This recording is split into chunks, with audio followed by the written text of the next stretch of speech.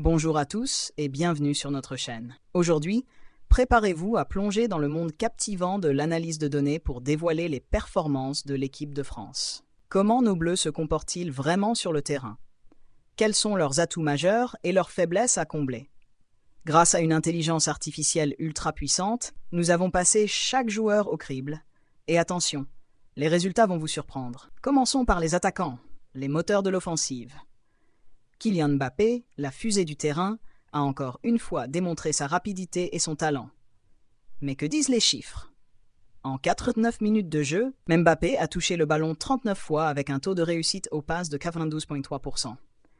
Il a tenté 7 dribbles en réussissant 3 et pris 4 tirs avec un XG de 0,8.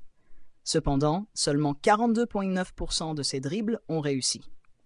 Une zone à améliorer pour être décisif. Selon ses statistiques, Mbappé mérite une note de 7 sur 10. Bien qu'il ait un impact positif avec un excellent taux de passe et ses tirs, son taux de dribble réussi est faible. Il doit rester titulaire, mais améliorer ses dribbles et contribuer davantage en défense pour augmenter son efficacité. Olivier Giroud, malgré un temps de jeu limité, a montré une bonne précision dans ses passes avec un taux de 66,7%. Les statistiques de Giroud lui donnent une note de 4 sur 10. Son temps de jeu réduit et son impact limité ne justifient pas une place de titulaire. Pour le prochain match, Giroud doit rester sur le banc, potentiellement utile en fin de match pour les duels aériens. Marcus Thuram a joué l'intégralité du match avec 90 minutes sur le terrain. Ses statistiques révèlent 5 tirs et une précision de passe de 83,3%, mais un taux de dribble réussi de seulement 40%. Pour Thuram, une note de 6 sur 10 est justifiée. Actif et prenant des tirs, son faible taux de réussite en dribble limite son efficacité. Il doit rester titulaire, mais améliorer ses dribbles pour augmenter sa menace. Ousmane Dembélé, le maestro des ailes, a tenté 7 dribbles mais n'en a réussi qu'un seul. Son taux de réussite de passe est faible à 62,5%, ce qui est problématique pour un ailier. Les statistiques de Dembélé indiquent une note de 5 sur 10. Dynamique mais imprécis dans les passes et dribbles, il doit prouver son efficacité avant de retrouver une place de titulaire. Il doit commencer sur le banc au prochain match. Randal Kolo Muani, avec seulement 20 minutes de jeu, a montré un faible impact. Son taux de réussite de passe de 55,6% montre des difficultés à s'intégrer rapidement au jeu. En se basant sur les statistiques, Kolo Muani mérite une note de 3 sur 10. Son faible temps de jeu et son efficacité limitée dans les passes ne justifient pas une titularisation. Il doit rester sur le banc et démontrer plus de constance quand il joue. Section 2. Les milieux de terrain. Passons maintenant au milieu de terrain, le centre névralgique de l'équipe. Antoine Griezmann, le stratège, a joué 89 minutes avec un taux de réussite aux passes de 72,7%. Il a également contribué défensivement avec plusieurs interceptions. Son rôle de meneur de jeu est crucial, mais il doit prendre plus de risques pour influencer l'attaque. Les performances de Griezmann lui valent une note de 8 sur 10. Solide et influent, il peut améliorer ses contributions offensives.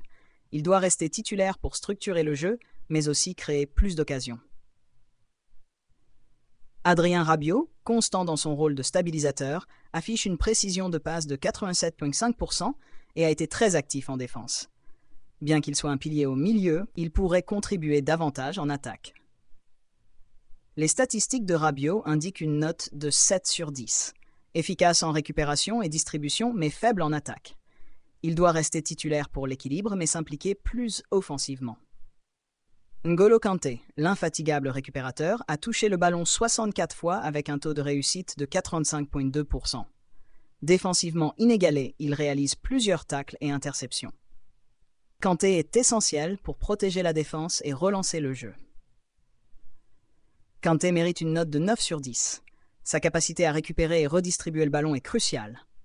Il doit rester titulaire pour son impact défensif et sa présence indispensable au milieu. Analysons maintenant la défense solide des Bleus. William Saliba, un roc en défense, a une précision de passe de 95,2% avec 72 touches de balle. Fiable et contributeur dans la construction du jeu. Les statistiques de Saliba lui attribuent une note de 8 sur 10. Précis et efficace, il doit rester titulaire pour sa fiabilité et son calme en défense. Dayot Upamecano, avec une précision de passe de 86%, a été actif dans les duels. Son intervention propre en fait un atout majeur pour stopper les attaques adverses. En se basant sur ses statistiques, Upamecano mérite une note de 7 sur 10. Solide dans les duels et précis dans ses passes, il doit rester titulaire pour sa présence physique et sa fiabilité défensive. Jules Koundé, arrière droit, a réussi 86% de ses passes et participé activement aux phases défensives avec plusieurs tacles et interceptions. Polyvalent, il est à la fois solide en défense et soutien de l'attaque. Selon ses statistiques, Koundé obtient une note de 7 sur 10. Sa performance équilibrée en défense et soutien offensif le rend précieux. Il doit rester titulaire pour sa polyvalence et son engagement. 5 sur 4. Pour finir, parlons du dernier rempart, Mike Maignan. Maignan a montré une bonne capacité de distribution avec un taux de réussite de passe de 80,5%. Ses réflexes et sa capacité à relancer le jeu sont des atouts cruciaux pour l'équipe. Les statistiques de Maignan lui valent une note de 8 sur 10. Fiable et efficace dans ses arrêts et relances, il doit rester titulaire pour la sécurité et l'équilibre de l'équipe.